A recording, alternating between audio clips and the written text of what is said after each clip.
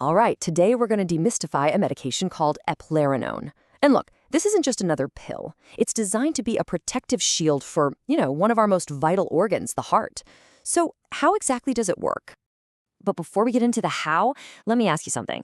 What if a hormone that your body makes naturally, a hormone that's supposed to be helping you, was actually secretly harming your heart, causing this slow, long-term damage? Well, that is the exact problem Eplerenone was built to solve. So here's what we're going to cover. We'll talk about this hormone that's gone rogue. Then we'll introduce the aldosterone blocker that fights it. We'll figure out who actually needs this drug, and then get into the biggest risk, high potassium. After that, we'll cover the rules for taking it safely, and finally, wrap it all up with the real Eplerenone advantage. Okay, so let's jump right in. First up, the villain of our story, a hormone that's gone rogue, and its name is aldosterone. Okay, so aldosterone, it's not a bad guy from the start. Your adrenal glands make it, and its main job is to help manage your blood pressure. It basically tells your kidneys, hey, hold on to some sodium in water and let go of some potassium. But in conditions like heart failure, that whole system just goes haywire. You get chronically high levels of it, and that's when it turns destructive. And you can see just how that damage plays out. Too much aldosterone makes your body hang on to fluid, which, makes swelling and heart failure so much worse. It also makes you lose too much potassium, which can lead to really dangerous heart rhythms. But here's the really crucial part. It actively promotes something called fibrosis. That's a stiffening and scarring of your heart muscle. And it causes all this damaging inflammation. It's like a multi-pronged attack on your entire cardiovascular system. And that, of course, brings us to the hero of our story, the aldosterone blocker, Eplerenone. The way this works is actually pretty brilliant and pretty simple. Just think of aldosterone as a key. This key fits into specific locks or receptors on your heart, your kidneys, and your blood vessels.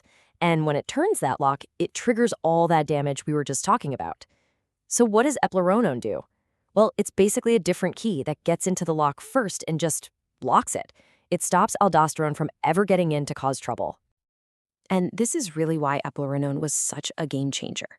See, before Eplerenone, we had another drug called spironolactone. It worked, sure, but it was non-selective. It was kind of like a master key that didn't just open the aldosterone lock, but a bunch of other hormone locks too. And that led to some really unwelcome side effects, like gynecomastia in men. Eplerenone, on the other hand, is highly selective. It only blocks the aldosterone receptor. That means it can do its job with a much, much lower risk of those disruptive side effects.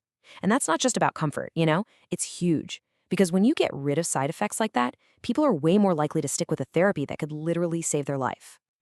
Okay, so who is this drug actually for? Let's talk about the primary uses. Really, it comes down to two main groups. First, and this is the big one, are patients with a specific kind of heart failure, the kind where the heart muscle is weak and doesn't pump well. For them, Eplerenone is a foundational therapy to protect the heart from getting worse. The second group are people with hypertension, high blood pressure, especially when other meds just aren't cutting it. And for heart failure, it gets really specific. We're talking about patients whose ejection fraction, which is just a measure of how well the heart is pumping, is 40% or less. Now, to put that in perspective, a healthy heart is usually pumping at over 50%. So that number, 40% or less, is a clear signal to doctors that the heart is seriously weakened and really needs that protective shield. And here's a really crucial point I want you to get. Even though Eplerenone is technically a diuretic, its most important job in heart failure isn't just about getting rid of fluid. Its main purpose is cardioprotection. It's actively stopping that fibrosis and inflammation we talked about, which slows the disease down and, flat out, saves lives. All right, but with any powerful medication like this, there's always a serious responsibility. And that brings us to the high potassium risk. This is, without a doubt, the single most important safety concern you need to know about. The number one risk, hands down, is a condition called hyperkalemia. Think about it. The drug works by telling the kidneys to hold on to potassium. So naturally, the big danger is that those potassium levels can climb way too high. And I want to be clear, hyperkalemia isn't some minor side effect. It can be a life-threatening condition where the potassium in your blood gets so high that it starts messing with the electrical signals that make your heart beat. The signs can be kind of subtle at first, maybe some muscle weakness or feeling nauseous, but as it gets worse, it can cause serious irregular heartbeats, and in the most extreme cases, even cardiac arrest. This is exactly why understanding this risk is so important. And all of this leads to one single, unavoidable conclusion. If you're taking eplerenone, regular blood tests to monitor your potassium, that's not optional. It is absolutely essential.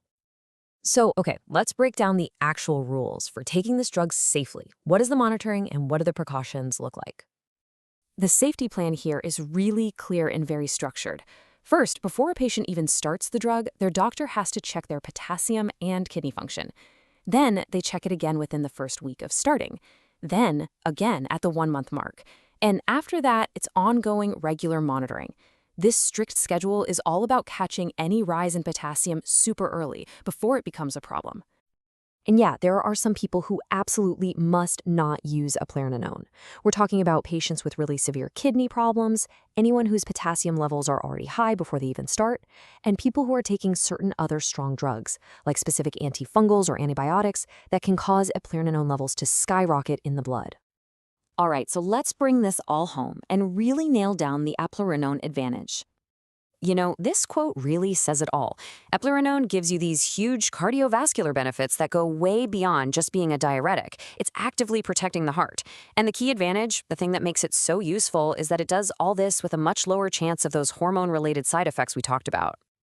So let's just boil it down one last time. What is it? It's a selective aldosterone blocker. What's its key use?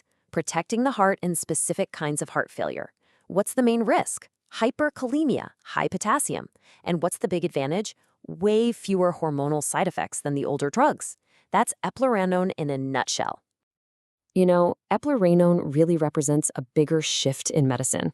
We're moving away from just managing symptoms like fluid overload to actively protecting the heart muscle itself from damage. It's not just a diuretic, it's a shield.